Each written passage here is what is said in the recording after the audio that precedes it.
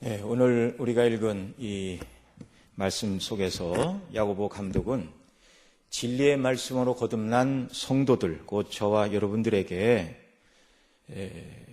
하나님을 경외하는 바른 성도의 삶이 무엇인가, 이걸 우리에게 가르쳐주고 있는데요. 그것은 우리가 읽은 대로 19절에 있는 것처럼 듣기는 속히 하고 말하는 것과 성내는 것은 더디게 하는 것입니다. 또 들은 바 진리의 말씀을 듣고 잃어버리는 자가 아니라 그 말씀을 심령에 두고 삶 속에서 실천하는 성도, 이것이 참된 하나님을 경외하는 성도의 바른 모습이다, 이걸 말씀해 주고 계십니다. 자, 그러면 먼저 듣기는 속히 하라고 이 야고보 감독이 말하고 있는데, 어떤 말을 듣기를 속히 하라 말하고 있는가, 이걸 우리가 먼저 생각을 해봐야 되겠죠. 이것은 일반적으로 우리의 삶 가운데서 다른 사람의 이야기를 먼저 귀 기울여 듣고 그 다음에 말하고 행동하라는 세상 수준의 삶의 방법론, 그런 지혜를 말하는 것이 아닙니다. 물론 사람과 사람 사이에서도 남의 이야기를 잘 들어주고 그 말에 마음을 다해 공감할 때 원활한 교제와 교통이 이루어지죠. 그래서 효과적인 이 커뮤니케이션을 잘하는 사람은 누가 나 참 어제 밤에 몸이 힘들어서 잠을 제대로 못 잤습니다, 그러면 그 사람 말 한번 반복하라고 그러죠. 지난밤에 힘들어서 잠을 못 주무셔서 매우 피곤하고 힘드시겠군요. 이게 이제 사람 사이에 공감하는 첫 번째 원리이죠. 예. 자, 그렇게 다른 사람 이야기를 잘 들어주고 공감해 줄 때 이런 사람이 사회에서 유능한 사업가가 되고, 또 직장에서 영업팀에 있다면 판매왕이 되는 것이고, 또 좋은 상담가가 되고, 학교에서는 좋은 교사가 될 것이며, 가정에서는 자녀와의 관계가 좋은 부모가 될 수 있고, 또 가정에서 이렇게 남편의 말을 잘 공감해 주면 좋은 아내, 또 아내의 말을 잘 공감해 주면 좋은 남편으로 이렇게 인정받으며 행복하게 살아갈 수 있겠죠. 물론 교회에서도 이렇게 다른 사람의 말과 아픔에 귀를 기울이고 공감해 주는 사람들, 이런 사람들이 많이 필요하고, 이런 사람들이 많을수록 훨씬 더 교회는 이제 사랑 가운데 분위기가 더 좋아질 것입니다. 그러나 여기 지금 감독 야고보가 듣기는 속히 하고 말하기는 더디하며 성내기는 더디하라, 이렇게 말할 때 여기서 말씀하는 듣기는 속히 하라는 그 듣는 것은 일반적으로 금방 말씀드린 사람들의 이야기, 사람들의 아픔, 사람들의 고민, 세상 사람들의 지혜자의 말들, 또 어디에 가면 어떤 일에 오늘날 얘기하면 어디에 투자하면 돈을 벌 수 있다고 말하는 이런 최신 정보들, 그런 말들에 귀를 기울여 듣기를 속히 하라, 그런 정도의 수준이 아닙니다. 성경에 기록된 모든 하나님의 말씀은 말 그대로 하나님의 말씀이죠. 세상의 모든 지혜와 세상의 가르침의 기준을 뛰어넘는 하나님의 말씀입니다. 여기서 말하는 것은 하나님의 말씀을 듣는 일을 속히 하라, 그 말이죠. 듣고 또 듣고, 그리고 그 말씀이 우리의 인격을 주장하여 말씀 이외에 다른 것이 우리를 주장하지 못하도록 하라는 것입니다. 그러면 어떻게 듣기는 속히 하라는 것이 하나님의 말씀임을 알 수가 있죠? 이 말씀을 주시고 그 다음 21절에 보면 하반절에 능히 너희 영혼을 구원할 바 마음에 심긴 도를 온유함으로 받으라. 도를 받으라는 말과 들으라는 말은 같은 의미입니다. 22절 너희는 도를 행하는 자가 되고 듣기만 하여 속이는 자가 되지 말라. 여기 듣기만 하여 속이는 자가 되지 말라, 22절이 이 말씀 역시 도지요. 명확하게 도입니다. 23절 또 누구든지 도를 듣고 행하지 아니하면, 이렇게 말씀합니다. 25절에서 자유하게 하는 율법을 들여다보고 있는 자는 듣고 잃어버리는 자가 아니요 실행하는 자니, 이렇게 말하고 있습니다. 여기 야고보 감독이 듣기는 속히 하라고 말한 다음에 7구절 안에 듣는 것을 도라는 말로 3번, 율법이라는 말로 1번, 이렇게 4번 표현을 하고 있는데요. 이 3번 언급된 도라는 표현은 영어 성경에서는 word, 곧 말씀입니다. 하나님의 말씀입니다. 개역 개정에서도 이 도를 모두 말씀으로 번역하고 있습니다. 훨씬 쉽죠. 도가 뭔가? 도는 말씀입니다. 자, 그리고 말하는 것과 성내는 것은 더디하라는 것이죠. 예. 그러니까 하나님의 말씀을 잘 듣는 일에 우리가 주의해야 되고, 그러면 말하는 것과 성내는 것을 더디하라. 그러니까 여기서 말하는 것과 성내는 것은 같은 의미이죠. 성내는 것, 그 위에는 그 말하는 것은 좋지 않게 말하는 것. 그러니까 하나님의 말씀을 잘 듣는 일을 먼저 해서 말씀이 우리의 심령 속에 가득 차고 우리의 인격과 지정의 인격을 주장하도록 하라는 것이죠. 그래서 우리의 말이 불평이나 원망의 말이나 또는 성내는 것으로 나타나지 않도록 성도가 먼저 듣기를 속히 해야 된다. 이렇게 우리에게 가르쳐주고 있습니다. 여기 19절 말씀을 시작할 때 내 사랑하는 형제들아 너희가 알거니와 이렇게 말하고 있는데요. 여기 알거니와라는 말은 헬라어 오리다라는 말인데 현재 시제 2인칭 복수입니다. 그러니까 이 헬라어에서 우리가 문법을 다 알 필요는 없지만 현재 시제 2인칭 복수는 우리말로 지금 번역한 것처럼 직설법으로 너희는 알고 있다 이렇게 말해도 됩니다. 여러분은 내가 이미 여러 번 강조해서 잘 알고 있습니다. 무엇을? 듣기를 속히 하고 말하는 것을 더디하고 성내는 것도 더디하라. 사람의 성내는 것이 하나님의 의를 이루지 못함이니라. 지금 그 말을 하고 있는 것입니다. 이 직설법으로 번역해도 되고요. 또 하나는 이 현재 시제 2인칭 복수는 명령형입니다. 명령형으로 번역해도 됩니다. 그러니까 너희는 알아야 된다 이렇게 번역해도 됩니다. 자, 너희는 알고 있다 또는 너희는 알아야 된다. 무엇을? 사람마다 듣기는 속히 하고 말하는 것과 성내는 것은 더디하라. 왜냐하면 성내는 것이 하나님의 의를 이루지 못하기 때문이다 라는 그 말입니다. 여기 이 19절과 20절의 이 말씀은 그 다음 제가 앞에 읽어드린 21절로 25절 사이에서 7번, 4번, 7구절 안에서 도라는 말을 3번, 말씀, 율법이라는 말을 한 번 이렇게 해서 듣는 말과 하나님의 말씀과 연관시켜 이해를 해야 된다 이렇게 말씀을 드렸는데, 그런데 이 19절, 20절은 21절 이하의 말씀뿐만 아니라 앞에서 말했던 13절로 18절 문맥과도 연관이 있는 말씀입니다. 여러분 아시는 것처럼 오늘날의 성경에 각 권의 구분은 딱 되어 있었지만 야고보서 1, 2, 3, 4, 5장 또 1장 몇 절 이런 구분은요, 이 초대시대 사도들이 성경을 쓸 때 처음부터 그렇게 구별한 것이 아니라 훗날 사람들이 성경을 읽다가 구별하기 편리하도록, 가르치기 편하고 기억하기 쉽도록 장절을 구분했죠. 그러니까 오늘날의 형태로 성경의 장절이 구분된 것은 1553년 프랑스의 윤세업자 겸 학자인 로베르 에스티엔이라는 사람이 오늘날의 형태로 장절을 구분해서 성경을 인쇄하였습니다. 매우 오늘날 우리에게는 유익한 그런 작업을 한 사람이죠. 여러분 성경의 문법적 해석의 기본 원리를 우리가 알고 있죠. 한 구절의 말씀은 그 구절 안에서 명백히 뜻이 드러나지 않으면 앞, 뒤 구절을 봐야 되고, 그래도 뜻이 명확하지 않으면 앞의 문맥, 뒤의 문맥하고 연결을 해야 되고, 조금 더 넓게는 한 장 안에서, 조금 더 넓게는 그 야고보서라고 그러면 야고보서 전체 안에서 그 말의 단어와 그 의미가 어떻게 쓰였는가를 그 권 안에서, 그리고 더 넓게는 성경 전체 안에서 이 말이 어떤 의미로 사용되었는가, 이제 그럴 때 필요한 것이 이제 성구 사전이죠.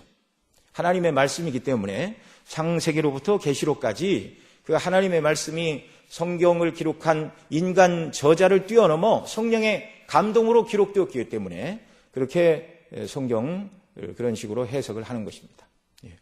그러니 오늘 19절로 20절 이 말씀은 앞서 말씀드린 21절 이하의 말씀과도 연결될 뿐만 아니라 바로 앞구절인 13절로 18절의 문맥과도 연관되어서 주어진 말씀이라는 것이죠. 우리 지난 시간에 13절로 18절 한 문맥 그 말씀을 살펴봤는데 그렇게 어려운 얘기는 아니었습니다. 사람이 시험을 받을 때 내가 누구한테 시험을 받는다 하지 말라고요? 하나님께 시험을 받는다 말하지 말라. 왜? 하나님은 악에게 시험을 받지도 않고 또 친히 누구도 시험하지 않기 때문이다. 사람이 시험을 받는 것은 자기 욕심 때문이다. 그리고 하나님을 어떤 분으로 소개하죠? 도리어 하나님은 각양 좋은 은사와 온전한 선물을 주시는 분이요, 우리가 그 선물을 받은 사람으로서 하나님의 뜻대로 순종하는 첫 열매가 되게 하시려고 복음의 말씀으로 우리를 낳으셨다. 하나님은 우리의 믿음을 자라나게 하는 시험을 하시지만 죄로 유혹하는 그 유혹은 하시는 분이 아니다. 그 말씀을 드렸죠. 그래서 앞에 12절과 13절의 시험에라는 단어의 의미가 다르다는 것을 말씀을 드렸습니다. 12절은 우리의 믿음을 테스트하는 하나님 주시는 시험, 13절은 사단이 우리를 죄로 유혹하는 유혹이라고 구분해서 말씀을 드렸습니다. 자, 이 말씀을 듣고도 속으로 어떤 사람들은 원망과 불평을 하는 사람들이 있을 수 있다는 걸 야고보 사도가 알고 한 번 더 그런 시험에 직면했을 때 하나님을 원망하거나 성을 내는 말을 해서는 절대 신앙에 유익이 없다. 이걸 지금 확장시켜서 한 번 더 교훈해 주고 있습니다. 앞서 말씀드린 것처럼 한 사건이 보는 관점에 따라서 하나님의 우리의 믿음을 테스트하는 시험이 되기도 하고 똑같은 하나의 사건이 사단의 유혹이 되기도 한다는 것을 말씀을 드렸습니다. 그 대표적인 예가 선악과라고 말씀을 드렸죠.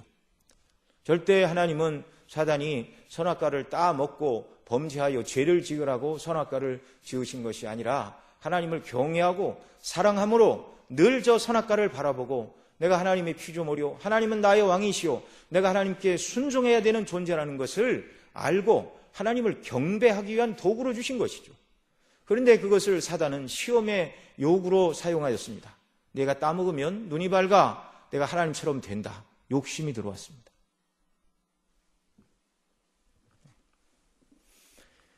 자, 하나님의 말씀으로 굳게 무장되어 있다면 또 때로 사람은 이 어려운 형편과 또 마음이 낙심될 때 하나님의 말씀으로 온전히 무장이 안 되면 얼마든지 사람이 연약에 떨어질 수 있습니다. 그래서 앞서 말씀드린 것처럼 본래 하나님께서 선악과를 이제 우리를 믿음을 테스트하려고 만드신 것인데 시험이 들면 이 사람이 이렇게 말하게 됩니다. 자, 하나님께서 본래 선악과 자체를 만들지 않으셨다면 사단이 그것을 가지고 인류의 조상이던 아담과 하와를 유혹하지 않았을 것이 아닌가. 그렇다면 인간이 유혹받을 일도 없고 타락할 일도 없을 텐데 어쨌든 사단이 유혹을 받았지만 유혹을 받은 원인은 하나님께서 선악과를 만드셨기 때문이다. 여러분 들으시기 어떻습니까? 이렇게 성경을 해석하면 그럴듯한가요? 시험이 들었을 때는 이렇게 해석하면 그걸 몰랐네. 그렇게 되겠죠. 이렇게 해석하면 안 되는 것입니다. 이런 말을 무릎을 탁 치면 내가 시험이 들었다. 그렇게 생각을 해야 돼요. 하나님께서 전능하시다면 우리의 실패를 포함해서 우리에게 닥치는 모든 행복뿐만이 아니라 불행도 하나님께 책임이 조금은 있다. 이렇게 말하고 싶어 하는 것이 인간이 타락한 본성에서 나오는 이 잘못된 욕심으로부터 나온 원리라는 것입니다. 물론 모든 것이 다 하나님의 주권 속에서 허용적으로 일어난 일이죠.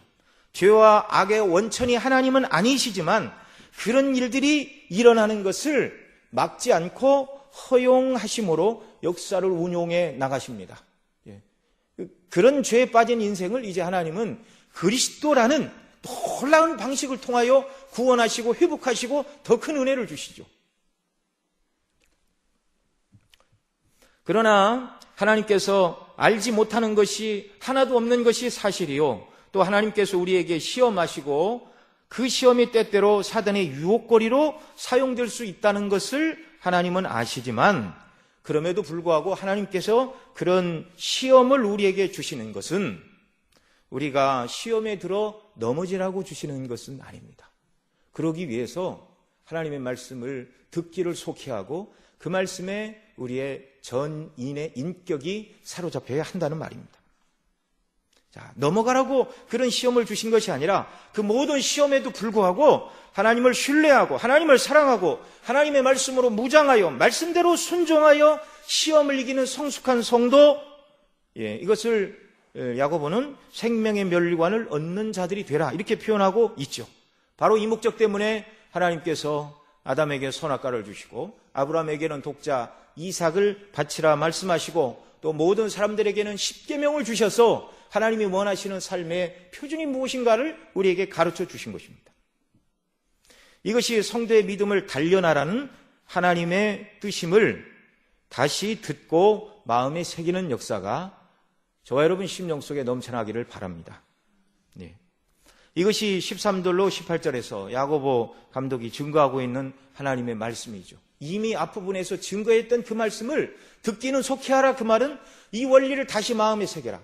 하나님은 시험하지 않는 분이다. 사람이 죄를 짓는 것은 자기 욕심에 끌려 미혹을 받는 것이다. 이 말을 듣기를 속히하여 마음에 새기라. 하나님은 각양 좋은 은사와 좋은 선물을 주시는 분이요, 우리를 하나님의 뜻을 행하는 첫 열매로 하나님이 우리를 지으셨다는 것을 마음에 기억하라는 것입니다. 계속해서 듣기를 속히하라는 것이죠. 그런데 이렇게 이야기를 해도 우리의 삶 속에서 우리의 모든 것들이 때로는 시험의 원천이 될 수 있습니다. 17절에 있는 말씀, 온갖 좋은 은사와 온전한 선물이 빛들의 아버지이신 하나님께로부터 주어졌다, 이 말씀을 하고 있는데요. 그러나 우리가 때로 연약하기 때문에 하나님께서 저와 여러분에게 주신 이 좋은 선물들이, 그래서 때로는 저에게 주신 하나님의 좋은 선물들이 그리스도 안에 있는 다른 형제에게는 그것이 시험의 통로가 되기도 하고, 또 다른 사람에게 하나님께서 주신 온갖 좋은 은사와 선물이 저에게 나를 시험하는 통로가 되기도 하고, 때로 그것 때문에 우리가 넘어지기도 한다는 것입니다. 좀 더 설명을 들어야 되겠죠. 하나님은 10계명 중에 10번째 계명에서 내 이웃의 집을 탐내지 말라 그러셨습니다. 그리스도인에게 주신 말인가요? 오늘날 얘기하면 비그리스도인에게 주신 말씀인가요? 그리스도인이죠. 택함받은 구약의 이스라엘 백성들, 오늘날 이야기하면 예수 믿는 저와 여러분에게 주신 말씀입니다. 그러니까 예수 믿는 사람들이라 할지라도 타락한 본성의 원리가 우리의 심령 속에 있기 때문에 하나님께서 이웃에게 주신 좋은 것들을 인하여 같은 그리스도인이라 일지라도 탐을 내는 일이 있다는 것입니까? 없다는 것입니까? 있다는 것이죠. 그러니까 그 탐내는 게 정당하다는 겁니까? 정당하지 않다는 것입니까? 정당하다면 탐을 내라 그러셨겠죠. 정당하지 않다는 것입니다. 자, 내 이웃의 집을 탐내지 말라. 구체적으로 내 이웃의 아내나 그의 남종이나 여종이나 소나 낙이나 이웃의, 무릇 내 이웃의 소유를 탐내지 말라. 남의 집 남편은 참 자상한데 우리 집 남편은 꼭 필요한 말만 한다면, 이런 아내에게는 자상한 남편을 둔 사람이 부럽게 느껴지고, 무뚝뚝한 남편을 내가 선택하고 내가 결혼했죠. 누가 어디 결혼시켰습니까? 나는 말 많은 남자는 싫어. 감옥한 사람이 좋아. 자기가 결정하고 결혼해놓고 시간이 가니까 이제 어떻게 변하죠? 하나님이 나에게 저런 무뚝뚝한 남편을 주셔서 내가 힘들다. 하나님을 원망하고 시험하고, 야, 저 어느 권사님 집사님은 남편이 자상해서 얼마나 좋을까. 그렇게 하지 말라는 것입니다. 하나님께서 이웃에게 주신 좋은 집, 좋은 차, 좋은 직장이 우리의 이기심 또 시기심을 불러일으킬 수 있다는 것입니다. 얼마든지. 그렇다면 정말 다른 성도에게 하나님께서 좋은 것을 주신 것을 인하여 우리가 하나님을 원망할 수 있습니까? 원망할 수 없습니까? 원망할 수 없죠. 그렇게 하는 것은 죄라고 명백히 성경에 기록하고 있습니다. 왜 하나님은 모든 성도들에게, 사람들은 그러니까 이렇게 생각하는 거예요. 그렇게 원망하는 사람들은 하나님은 성도들 모두에게는 똑같은 남편이나 똑같은 아내를 줘야 되고, 똑같은 직장이나 똑같은 수입, 똑같이 공부 잘하는 자녀를 주시고, 그러니까 아무것도 구별이 없어요. 예. 아무것도 구별이 없어요. 어느 집 애들은 다른 집 애들보다 키가 좀 일찍 크는 그런 경우도 있습니다. 예. 좀 늦게 크는 경우도 있습니다. 예. 뭐 그런 식으로 얘기하면 모든 사람이 생긴 것도 똑같아야 되고요. 키도 똑같아야 되고요. 직장도 똑같아야 되고요. 네. 어느 집 남편이 기운이 더 세도 안 되고, 어느 집 아내가 다른 집 아내보다 더 날씬해도 안 되고, 다 똑같아야 돼요. 여기 점도 하나씩 다 있어야 되고. 똑같은 건강과 똑같은 수명. 내가 오른다리가 아프면 누구도 오른다리가 아파야 되고. 여러분, 이렇게 생각하는 것이 공평한 것입니까? 무리한 것입니까? 매우 무리한 것이죠. 매우 잘못된 태도입니다. 왜 때로 우리는 하나님께서 나에게는 남보다 더 많은 것을 주시면 하나님 감사합니다. 하나님 더 주십시오. 하나님 아무런 문제도 없습니다. 이렇게 얘기하면서 왜 하나님께서 다른 성도에게 더 많은 것을 주시면 왜 나에게는 안 주시고 저 사람에게만 주십니까? 라고 화를 낼까요?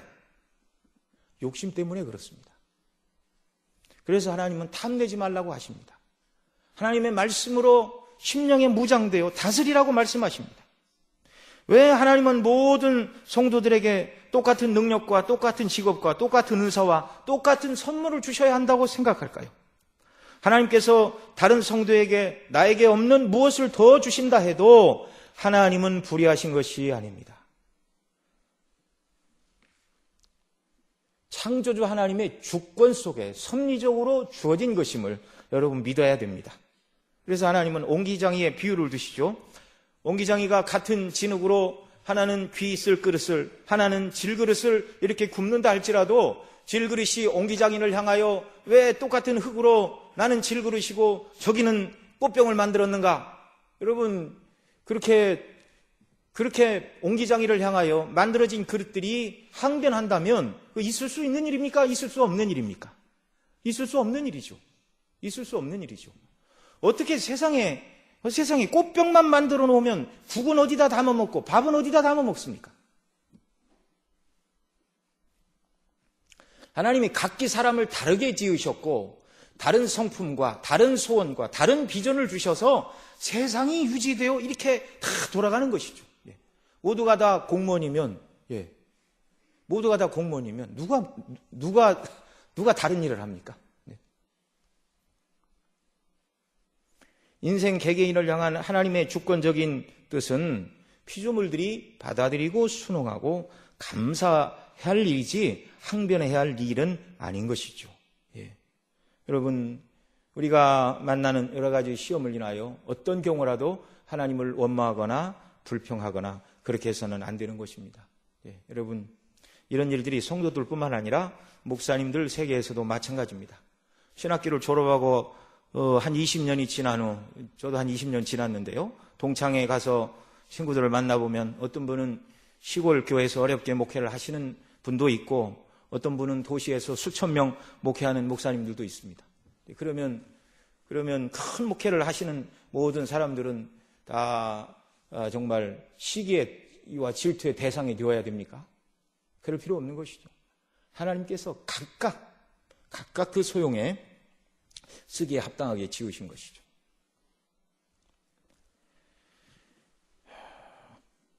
만일 정말 우리가 그런 것들을 인하여 사단의 유혹을 받고 하나님을 원망한다면, 그래서 또 이웃이 가진 것을 부러워하고 시기하고 탐을 낸다면 14절에 기록된 말씀처럼 자기 욕심에 미혹된 것이기 때문에 그렇지 하나님의 잘못이 아니라는 것을 우리가 늘 기억을 하고 있어야 됩니다. 그러니 정말 우리는 늘 하나님의 바른 진리의 말씀을 듣기는 속히 해야 되죠. 이해할 수 없다고 원망의 말을 빨리 하거나 성을 내는 것은 하나님의 의를 이룰 수가 없습니다. 시편 73편 기자가 악인의 형통을 보았습니다. 말씀대로 살려는 자신은 날마다 징치를 당하는 일 때문에 크게 낙심하여 미끄러질 뻔했습니다. 내 발이 미끄러질 뻔하였다. 그러나 성소에서 그는 하나님의 말씀을 통해 하나님을 예배함을 통해 하나님의 진리를 깨닫고 하나님의 구원을 온전히 깨닫게 될 때 그제서야 모든 시험을 이길 수가 있었습니다. 그리고 이렇게 고백하죠. 땅에서는 주의 교훈으로 나를 인도하시고 후에는 하늘에서 영광으로 나를 영접하시리니 하늘에서는 주 외에 누가 내게 있으리요 땅에서는 주밖에 나의 사모할 자가 없나이다. 상황은 아무것도 변하지 않았는데 그 불의한 세상과 고난받는 자기 자신을 하나님의 입장으로 바라보고 영적인 눈이 띄어지자 똑같이 하나님을 원망하고 낙심하던 그 상황에서 하늘에서는 주 외에 누가 내게 있습니까? 땅에서도 주밖에 나의 사모할 자는 주님밖에 없습니다라고 고백하는 저 영딴판의 사람으로 바뀌게 되었습니다. 정말 모든 시험 앞에서 저와 여러분이 하나님의 말씀으로 시험을 이기고 정말 하나님의 영광을 찬미하는 놀라운 역사가 우리에게 있기를 바랍니다. 그러기 위해서 말씀을 듣기를 속해야 되는 것이죠. 오늘 주어지고 있는 말씀도 구원받은 성도들에게 주시는 말씀입니다. 우리는 하나님께서 나에게 주시지 않고 남에게 주신 은사와 선물 때문에 다른 형제를 시기하거나 하나님을 원망하지 말아야 됩니다. 그런 일로 성내지도 말아야 됩니다. 앞서 시편 73편 기자 예를 들었는데 그가 시험 중에 깨달은 것처럼 하나님께서 우리에게 주실 수 있는 선물 중에 가장 귀하고 영광스럽고 영원토록 변치 않는 최고의 선물을 그리스도인 모두에게 주셨기 때문입니다. 그게 무엇이죠? 참 생명, 영생을 주셨습니다. 야곱의 표현을 빌리면 생명의 면류관을 장차 하나님께로부터 받을 것이기 때문에 그렇습니다. 장차 우리가 누릴 영광과 영생, 생명의 면류관을 생각하면 어찌 이 땅의 사소한 것 때문에 연연하여 가장 큰 선물, 생명과 영생을 주신 하나님을 원망하고 같은 복을 받은 형제가 나에게 없는 또 다른 소소한 복을 하나님께로 받았다 해서 그것을 시기할 수 있겠습니까? 그럴 수 없는 것이죠. 여러분, 전쟁터에서 삶과 죽음의 경계선에서 이 사선을 넘어온 사람들은 그 과정에서 입은 상처를 대수롭지 않게 여깁니다. 아니, 그런 상처를 입었음에도 불구하고 죽지 않은 것 때문에 그 상처가 때로는 자랑거리고 영광거리가 되는 것이죠. 그렇다면 영생을 얻은 성도는 세상에 가장 큰 복을 받았는데 세상의 소소한 행복이 내게는 그리 많지 않다는 것을 인하여 낙담하거나 비관하거나 정말 하나님을 원망한다면 그것은 너무나 큰 은혜와 복락을 주신 하나님의 은혜에 비추어 볼 때 합당하지 않은 것이죠. 우리 속담에도 아주 쉬운 예가 있습니다. 물에 빠진 사람 건져냈더니 뭐 찾는다고요? 보따리 내놓으라고 그런다고요. 그러면 그 사람 구하지 말고 보따리만 구할까요? 구원의 은혜가 얼마나 큰가. 이 영광으로 충만하면 나머지 것들은 아무것도 문제가 되지 않는 것이죠. 하나님께서 영원토록 지옥 형벌에 마땅한 나를 예수님 십자가에 대신 내어주시고 무죄하신 그분이 나를 위해 피 흘려 죽으신 그 보혈의 피 때문에 그 예수님을 믿을 때 그 피가 나의 죄를 씻고 나에게 하나도 없는 그 의를 예수님이 이루신 완전한 의를 내 것으로 여겨주시는 그 하나님의 은혜와 긍휼 때문에 저와 여러분이 구원받아 하나님의 자녀가 되었다. 영원토록 영생을 누리게 되었다. 말이 영생이지요. 영원토록 끝이 없는 영광 가운데 하나님의 영광을 누리는 이 복락. 이 자리에 있는 저와 여러분 중에 누가 그런 복을 받기에 합당한 자라고 스스로 말할 수 있는 사람이 누가 있습니까? 값없는 은혜를 우리가 이렇게 받았는데 이것을 높이고 이것 중심으로 세상을 살아야죠. 나의 형편과 처지는 하나님의 주권 속에 허락된 것이라면 그 어려운 형편과 처지 속에 믿음으로 주님과의 관계 속에서 시험을 이기고 반응해 나가고 하나님의 영광을 위하여 살아갈 때 하나님이 기뻐하시고 기억하시고 더 큰 은혜와 상급으로 갚아주실 줄 믿으시기 바랍니다. 그러니 형제가 받은 소소한 행복을 시기하고 나에게 주시지 않은 그런 것들 때문에 하나님을 정말 원망하는 사람이 있다면 오늘 본문에 있는 내용에 적용하면 이런 사람은 원망의 말하기를 속히 하고 성내기를 속히 하고 하나님의 말씀 듣는 일을 하지 않는 사람입니다. 이런 사람은 하나님의 의를 이루지 못합니다. 이렇게 하지 말고 어떻게 해야 되죠? 남을 시기하고 하나님을 원망할 시간이 있다면 오늘 기록된 말씀대로 하나님의 말씀을 듣기를 속히 하여 그 말씀으로 무장하여 영원한 하나님 나라에서 누리게 될 생명의 면류관을 소망하고 말씀대로 순종하며 하나님을 기쁘시게 하고 또 나보다 더 연약한 성도들을 사랑 안에서 돌보고 위하여 기도하는 사람, 이 사람이 은혜 받은 사람이고 은혜에 합당하게 반응하는 성도라는 말이죠. 예. 자, 여기 사람의 성내는 것이 하나님의 의를 이루지 못한다는 이 20절의 말씀을 영어 성경 NIV에서는 이렇게 번역을 해놨습니다. 사람이 성을 내는 것은 의로운 삶을 가져오지 못하는데 그 의로운 삶은 하나님의 뜻이다. 하나님의 욕구, 하나님의 욕망, God desires라는 단어를 사용하고 있습니다. 하나님 의로운 삶, 말씀대로 순종하는 의로운 삶, 하나님의 말씀을 듣고 잃어버리는 것이 아니라 듣고 그 말씀대로 순종하는 의로운 삶, 의를 가져오는 의의 열매를 맺는 이러한 삶은 저와 여러분을 향하신 하나님의 뜻, 하나님의 욕구, 하나님의 바람, 하나님 우리에게 날마다 기대하고 요구하시는 바라는 것입니다. 정말 이런 원리를 충족하며 살아간다면 얼마나 하나님 기뻐하시고 저와 여러분이 정말 의미 있게 세상을 살아가는 사람들이 정말 되는 것이죠. 날마다 시험과 시련을 마주하는 저와 여러분을 향한 하나님의 뜻은 그 시험을 인하여 말씀드린 대로 누구를 원망하거나 시기하지 말아야 된다는 것입니다. 하나님의 뜻인 의로운 삶을 살아야 하는데 그런 삶은 말씀을 듣기를 속히 하여 정말 구원의 기쁨과 감격으로 우리가 무장되어 정말 우리 정서가 하나님에 대한 구원과 사랑으로 가득 차서 우리의 의지가 누가 시키지 않아도 하나님을 찬미하고 말씀을 순종하는 대로 나아가는 이런 귀한 역사가 저와 여러분의 삶 속에 넘쳐나기를 바랍니다. 21절 이하의 말씀은 다 그것을 말하고 있는데요. 21절 한 구절만 더 보죠. 같이 읽습니다.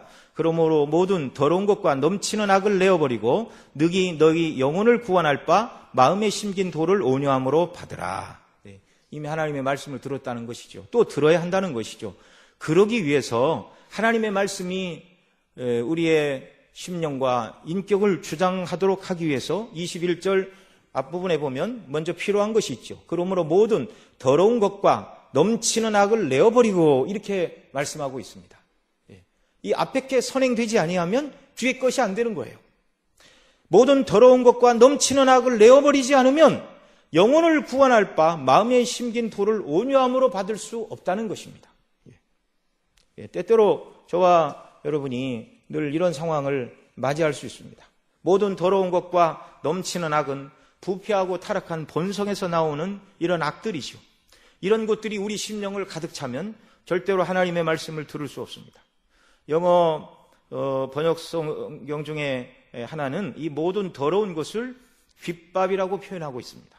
귓밥이 귀 속에 꽉 차 있으면 소리를 들을 수가 없죠.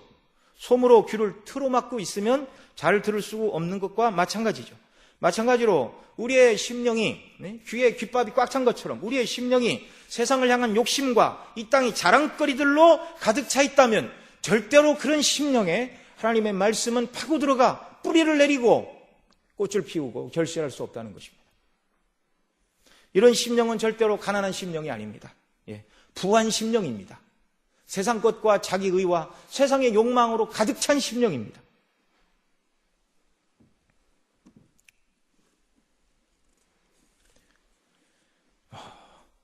여러분 얼마든지 그럴 수 있죠. 누가복음 6장 38절 이하에 보면 이렇게 말씀하십니다. 주라 그리하면 너희에게 줄 것이니 곧 후이되어 누르고 흔들어 넘치도록 하여 너희에게 안겨주리라. 너희의 헤아리는 헤아림으로 너희도 헤아림을 도로받을 것이니라.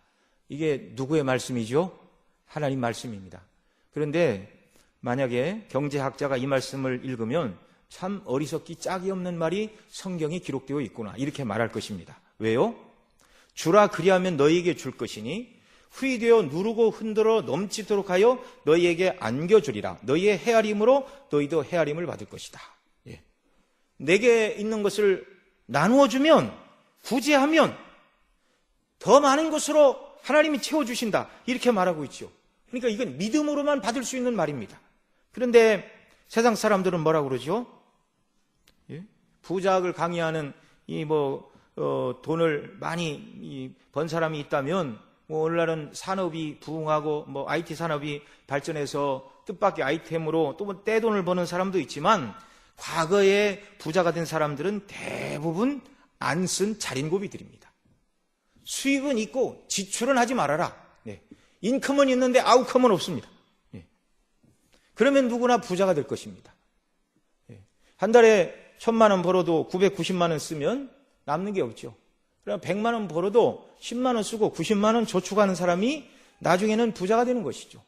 이게 세상의 경제학의 원리입니다. 근데 이런 안 써야 부자가 되지, 아껴야 되지, 이런 말이 마음에 가득 차 있는 사람이 이런 생각을 바꾸지 않고 주라 그리하면 너희에게 도로 줄 것이니 흔들어 넘치고 누르고 흔들어 넘치도록 너희에게 도로 준다. 예, 이걸 세상에 욕심이 가득 차면 이런 말씀이 그 사람의 심령을 울릴 수가 없는 것이죠. 여러분, 세상의 모든 조건은 우리가 하나님의 말씀을 믿음으로 받아들이지 않으면 다 어려움 투성이고 낙심 투성이입니다. 그러나 하나님의 말씀으로 무장되어 말씀을 믿음으로 받고 하나님 뜻에 순종하면 모든 시험거리들을 능히 이기고, 그 시험거리들이 사단의 유혹의 도구가 되어 우리를 넘어지게 하는 것이 아니라 하나님의 말씀대로 순종하여 의를 이루는 삶, 생명의 면류관을 쓰기에 합당한 성도의 삶, 하나님이 복음으로 우리를 낳으신, 하나님이 기대하시는 첫 열매로서의 하나님의 뜻을 이루는 사람들로 이 땅을 살아갈 수 있게 되는 것이죠. 저와 여러분 모두가 날마다 하나님의 말씀을 창념하고 하나님의 말씀에 붙들리고 성령께서 말씀을 사모하고 하나님의 말씀대로 살기를 순종하는 자들을 내버려 두시지 않고 은혜 주시고 감동하시고 교통하심으로 말미암아 하나님의 뜻대로 순종하는 자들이 되도록 이끌어 주실 것이고, 또 그런 은혜를 더욱더 소망하는 저와 여러분 되시기를 바랍니다. 기도하겠습니다. 아버지 하나님, 고맙고 감사합니다. 우리가 순례길을 살아가는 동안 얼마나 많은 시험거리들, 또 얼마나 많은 사단의 유혹거리들이 우리를 유혹하는지 알 수 없습니다. 승리의 비결은 정말 하나님의 말씀으로 무장하고 하나님의 뜻이 무엇인가 분별하고 성령의 도우심으로 말씀대로 순종하는 것밖에 다른 길이 없다는 걸 저희들이 또 이 시간 생각해 보았는데, 이런 은혜를 우리의 심령 속에 한량없이 부어주옵소서. 무엇보다 구원의 기쁨과 감격으로 충만하여 나 같은 죄인을 구원하시고 자녀 삼으시고 천국을 영원한 정말 선물로, 천국의 후사로 우리를 부르신 그 은혜의 영광을 온전히 깨닫고 찬미하고 소망을 하늘에 두고 믿음을 따라 살아가는 저희 모두가 되도록 인도하시고 은혜 베풀어 주옵소서. 우리 구주 예수님의 이름으로 기도드립니다.